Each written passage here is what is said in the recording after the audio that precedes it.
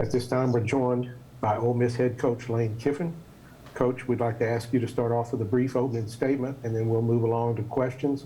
Members of the media, I'd like to remind you to virtually raise your hands, and then we'll call on you after Coach is finished. Coach, you can go ahead whenever you're ready. Well, we're honored and blessed to be here. Obviously, great tradition in the Sugar Bowl, and for us to be back here a second time, I think in 40 years, speaks a lot to our players and our assistant coaches.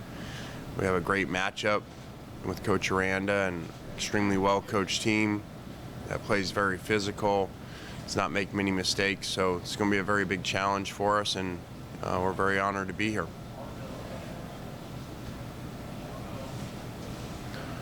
We'll start off with the first question from Parrish Alford, Northeast Mississippi Daily Journal. Hey, Lane, Coach Aranda was talking about the importance of relationships, building those in terms of helping prevent opt-outs, maybe building chemistry. You've talked a lot about the chemistry on this team. Are there other things you think that can be done that would encourage players to hang around and really play this last game? I mean, you guys haven't struggled with that, it appears, but a lot of other bowl games have. Well, I think a lot of that has to do with the culture and the players that you have too. I think when your quarterback would be the most obvious opt-out, never even thinks about it, and the players know that and has played through injuries when he could have not played in games. I think, starts at the top. So I think our culture's come a long ways. You look a year ago, we had a few opt-outs. So I think things have changed. I'll go to John Sokoloff with WCBI. What's up, Lane?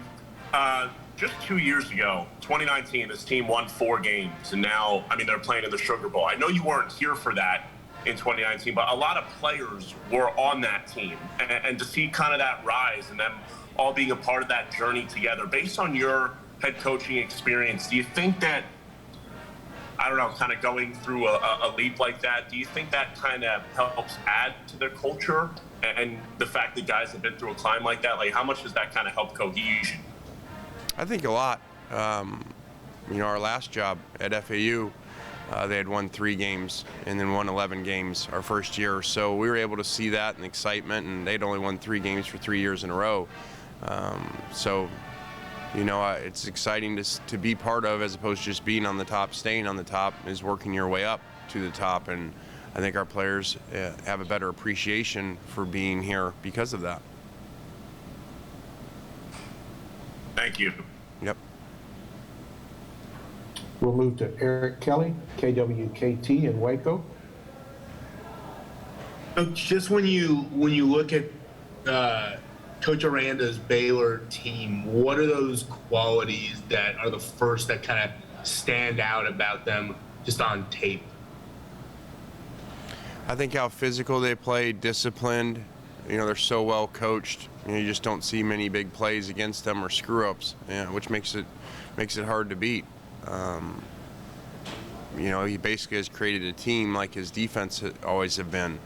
Limit big plays, very smart, disciplined defense, and now he has a whole team of it.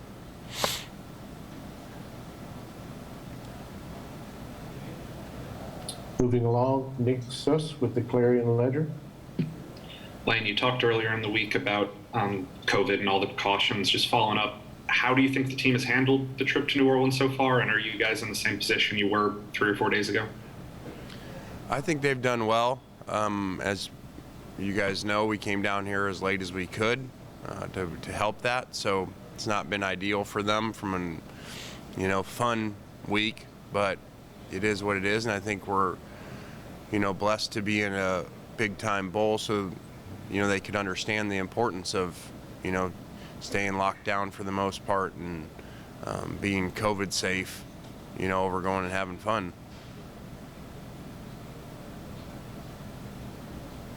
We have any follow-up questions for Coach Kiffin?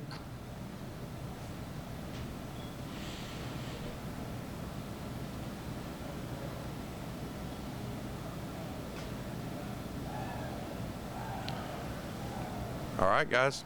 Let's Thanks. move to, Coach, we have one more. Oh, sure. Let's move to Neil, sorry about that. Neil McCready, rebelgrove.com. Hey, Lane, I was just kind of wondering if you could comment on the reports about Charlie Weiss Jr. joining your staff, and then follow up on that. Do you expect more coaching staff movement on your staff after the game? I think that's always the case. You know, when you do well, you know, you a lot of times lose coaches. That's part of it. You know, you don't lose many when you're not doing well. So, you know, with winning, a few problems come, and that's one of them.